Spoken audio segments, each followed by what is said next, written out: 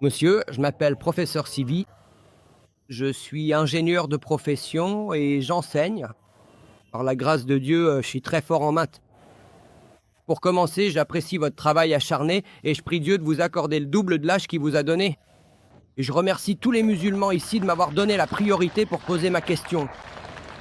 Monsieur, j'ai lu la Bhagavad Gita, j'ai lu le Ramayana étant hindou. J'ai veillé sur les temples et tout l'ast. Mais mon beau-frère est musulman. Il m'a donné le Coran. Je l'ai lu 2 fois. Et je peux dire ouvertement que je suis votre Coran très strictement. J'ai traduit votre namaz en anglais. Au nom de Dieu, le tout miséricordieux, le très miséricordieux, le créateur, le protecteur, le soutien des mondes, le maître du jour du jugement. Je le lis 12 fois, 15 fois, 20 fois. Je regarde pas les horaires. Je me tiens simplement debout et je prie Dieu. Et j'en suis très satisfait. Mais j'ai juste une question, je comprends pas. Ma source d'or nulle, étant très fort en maths, je suis aussi analyste technique sur le marché boursier. Je maîtrise très bien le marché des FEO, futurs et options. Je sais pas combien de personnes ici comprennent le marché boursier, hein. Avec des compétences très pointues en mathématiques et une façon très intellectuelle de jouer, je suis toujours en sécurité et toujours en bénéfice à la fin du mois. C'est un jeu mathématique que les gens ne comprennent pas. Est-ce acceptable de continuer avec ce type de revue? Je souffre de cela depuis 3 ans. Je gagne de l'argent, je peux gagner autant d'argent que je veux à n'importe quel niveau. Mais je suis je veux rien gagner de malhonnête. Si c'est mal, j'arrêterai ça pour toujours. Et je me consacrerai à l'enseignement toute ma vie. Bonjour Allah. Le frère a posé une très bonne question. Et j'apprécie cela. Après avoir lu la Bhagavad, la Gita, le Ramayana et les écritures hindoues, il a lu le Coran 2 fois. Et il est d'accord avec ça. Il a un beau-frère musulman. Il est très fort en maths. Et pourtant, je suis plutôt bon en maths. Et à l'école, de la classe de CP jusqu'en troisième, j'ai toujours remporté le prix. Sans vouloir vous flatter, monsieur, votre mémoire est époustouflante. Je n'ai jamais vu quelqu'un comme vous. Et si Dieu le veut, je serai à votre place pour toujours. Si c'est, Si telle est la volonté de Dieu, alors je deviendrai votre disciple sur cette plateforme. Inch'Allah, Inch'Allah. Je vais d'abord répondre à la question et ensuite, Inch'Allah, je répondrai à son dernier commentaire. En ce qui concerne la question, à savoir que vous êtes sur le marché boursier concernant les contrats à terme et les options, etc., et t'es tellement bon en maths et en analyse que chaque fin de mois, tu fais toujours un bénéfice. Donc la question est de savoir si ce gain est halal ou haram. En ce qui concerne la bourse, les actions en elles-mêmes ne sont pas haram en soi, tant que les actions dans lesquelles tu investis respectent les principes de l'islam. Ce qui est haram en islam, c'est le riba. C'est l'intérêt. Le Coran mentionne 8 fois que le riba est haram, notamment dans la sourate Al-Imran, 3 sur 130, dans la sourate An-Nisa, 4 sur 161, et 3 fois dans la sourate Al-Baqarah, 2 sur 275. Sourate Al-Baqarah 2, versets 276 et 278, il est ordonné d'abandonner le riba, l'intérêt et l'usure. Et ceux qui n'abandonnent pas les revendications du riba et de l'usure, au verset 279, Allah dit « Prenez garde à la guerre d'Allah et de son messager, Allah et son prophète ». Donc traiter avec l'intérêt est haram, mais la bourse suit en quelque sorte les principes de l'islam, du partage des profits et des pertes. Les actions, en soi, au lieu de prendre un prêt à la banque, on fait des partenaires. Parce que le système bancaire rend les riches encore plus riches et les pauvres encore plus pauvres. Il encourage certaines choses, même dans la société. Comme dans les années 80, les banques finançaient des tripots et des bars à alcool. Et le système islamique est différent. La banque islamique est différente. Donc, l'islam encourage le partage des profits et des pertes. En bourse, que faites-vous? Vous achetez une action. Donc, vous devenez partenaire dans cette entreprise. Que ce soit 1%, 10%, 0,1%, 0,01%. Ainsi, être partenaire dans le partage des profits et des pertes est encouragé en islam. Donc, si vous traitez en bourse et avec des actions, tant que cela reste dans le cadre de la charia islamique, tant que vous n'achetez pas d'actions d'une entreprise qui traite dans l'alcool, d'une entreprise qui pratique l'intérêt, des sociétés financières, que ce soit des banques, des sociétés d'instruments financiers, ou d'une entreprise qui œuvre dans l'obscénité médiatique ou la pornographie. Donc tous les fléaux de la société, si l'entreprise dans laquelle vous investissez n'investit pas dans les maux de la société, l'alcoolisme ou la drogue, ou si ce sont des entreprises pharmaceutiques, c'est autorisé. Par drogue, on entend la cocaïne et l'héroïne. Ou si elles traitent de l'obscénité, comme l'industrie du cinéma. Donc si vous achetez des actions de ces entreprises, c'est haram. Deuxièmement, si vous êtes impliqué dans la spéculation, c'est-à-dire le jeu, vous savez, en étant sur le marché boursier, les gens achètent maintenant, puis 2 minutes après, ils revendent à cause d'informations privilégiées ou pour d'autres raisons, vous voyez. Donc le jeu est interdit en islam. Donc si votre marché boursier est sain, que vous voulez y investir, restez sur le long terme, être partenaire, gagner, et même moi je suis impliqué dans la bourse. Monsieur, vous ne répondez pas exactement à la question que je pose. Il s'agit des contrats à terme et des options. C'est le put et le call. J'y viens. Vous pouvez simplement payer 10 roupies et acheter des actions pour 100 roupies et vous les gardez pendant des années et des années. J'y viens. Oui, monsieur. J'aime donner une réponse globale plutôt que... D'accord. Merci beaucoup, monsieur. Désolé de vous avoir dérangé. Maintenant, pour en venir à l'option sur les contrats à terme, où vous achetez une partie des actions et vous traitez à l'intérieur, etc. En parlant des contrats à terme, si vous payez une partie et que vous la gardez avec vous, je sais que vous pouvez vendre, puis vous pouvez avoir une garantie là-dessus. Ensuite, il y a une autre personne avec les produits dérivés qui peut même, je connais cela, je suis peut-être pas un expert comme vous, mais enfin, voilà. Donc, le commerce des contrats à terme n'est pas autorisé. Non. Le trading sur marge. Dans certains domaines, comme l'immobilier, vous achetez 10% du prix et ce pourcentage augmente ensuite car il faut effectuer des paiements réguliers si vous achetez un appartement. Supposé. Le délai de paiement est de 2 ans. Vous payez 10% maintenant, 20% plus tard, les taux augmentent. Vous vendez, c'est très bien. Mais pour les actions, ça ne fonctionne pas comme ça. Pour les contrats à terme, ça ne marche pas comme ça non plus. Donc comme vous ne possédez pas réellement, vous n'avez payé qu'une partie de la somme. Et puis quelqu'un d'autre vous couvre. Si ça baisse, alors il couvre le risque. Vous voyez ce que c'est la couverture? Il couvre le risque. Donc toutes ces pratiques ne sont pas permises en islam. Mais les actions pures, tant que ce dans quoi vous investissez est conforme à l'islam, c'est autorisé. Et vous me posez la question que tout cet argent que vous gagnez, si ce n'est pas permis, ça ne vous plaira pas. Voyez, l'argent que vous gagnez, comme vous l'avez dit, si ce n'est pas autorisé, vous arrêtez. Donc ce qui nous intéresse, c'est la paix dans ce monde et dans l'akira. La paix dans l'au-delà est une paix bien plus longue. Donc si vous gagnez ce qui est halal, Inch'Allah, vous serez récompensé dans ce monde comme dans l'au-delà. Et je prie Allah subhanahu wa ta'ala pour votre paix et votre succès dans ce monde, ainsi que dans l'akhira, le monde à venir. J'espère que cela répond à votre question. Merci, Seigneur. Merci pour votre temps. Absolument, je suivrai tout à la lettre. Merci. Moi-même, Arti, je suis pas musulmane. J'aimerais poser une question. Tout d'abord, merci beaucoup de m'avoir donné cette opportunité de vous écouter et de comprendre l'islam. Ce que j'ai compris de votre intervention, c'est surtout que c'est une religion qui prône la paix et l'harmonie, ainsi que des croyances scientifiques et rationnelles. Si c'est le cas, alors comment peut-elle croire en l'idée même de Dieu? Et comment peut-elle croire à l'idée du paradis ou de l'enfer si elle est si rationnelle? Si tu as une question, elle a écouté la conférence, elle est très heureuse de l'avoir entendue. L'islam est une religion de paix. Et c'est une religion scientifique, une religion rationnelle.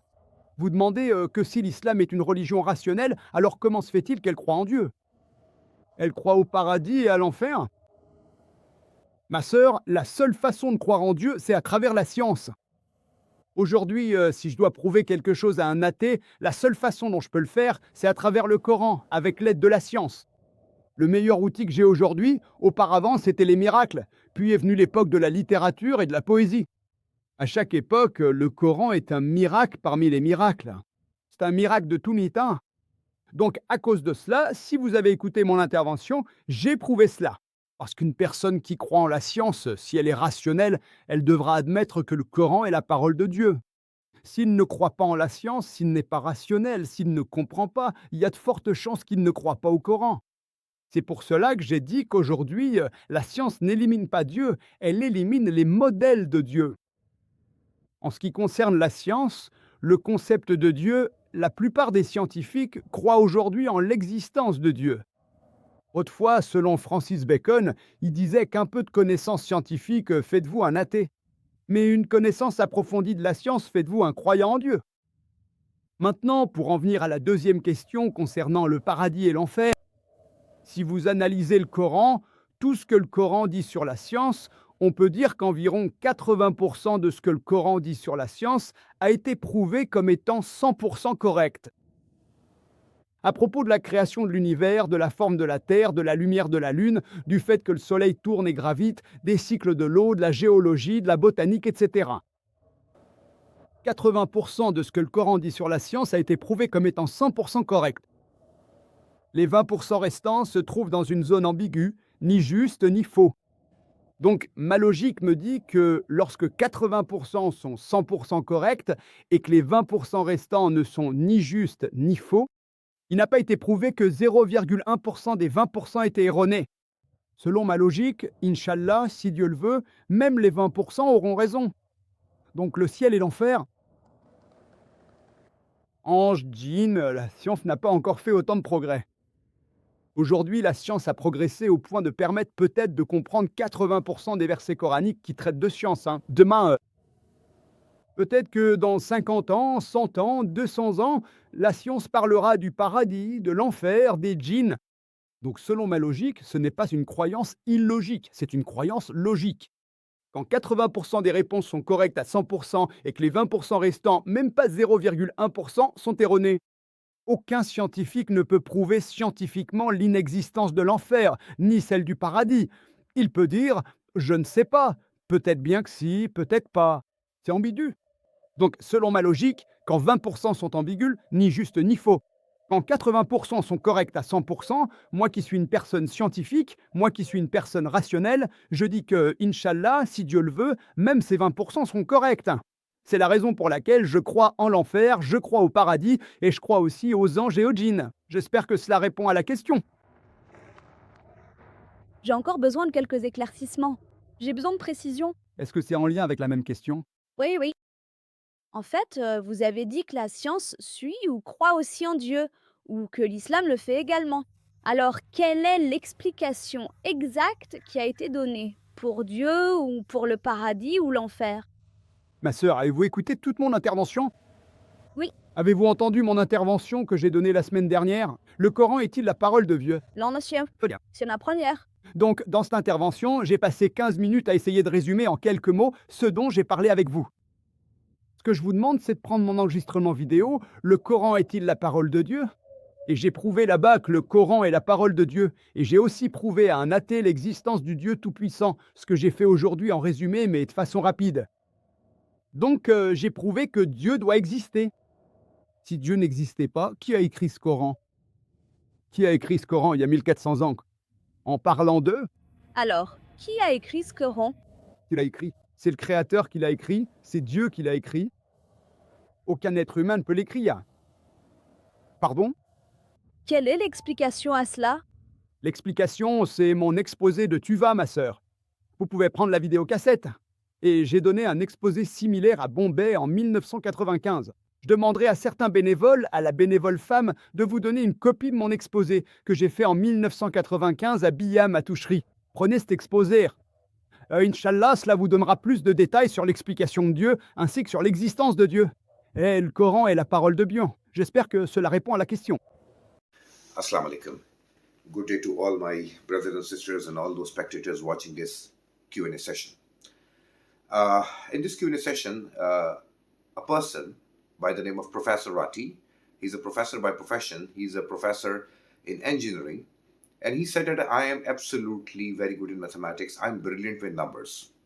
And before stating the question, he praises Dr. Zakir Naik, he praises Islam a lot, and he said that my brother-in-law is a Muslim, he gave me a Quran and I read it twice and thrice a day.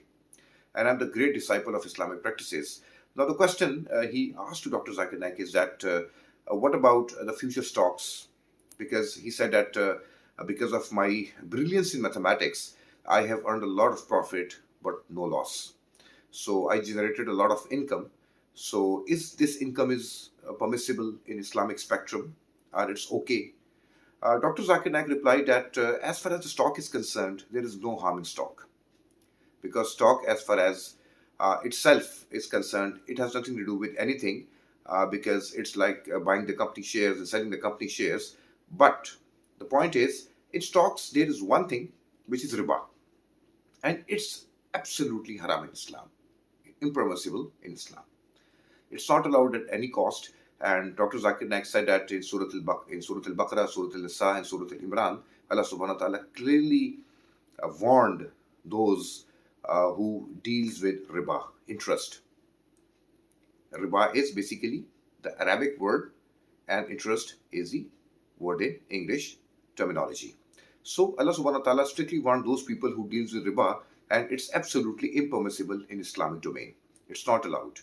But he said that as far as the stock is concerned, there is no harm in the stock, because it's buying the company shares and selling the company shares. And Dr. Zakir Naik again said one thing, that if a company deals with anything which is harm to the society, like it deals with alcohol, it deals with pornography, it deals with interest, it deals with media obscenity. So all these things which deals with it is absolutely impermissible, it's prohibited. But as far as riba is concerned, riba is absolutely impermissible in Islam.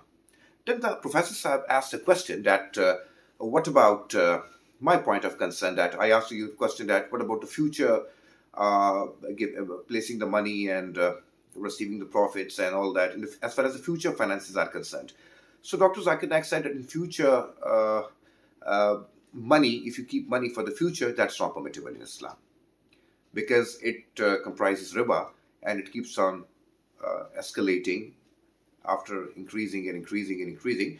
But as far as stock is concerned, there is no harm in the stock, but you place money for the future options, that's not permissible according to the instructions and advices of Islam. Jazakallah. Thank you.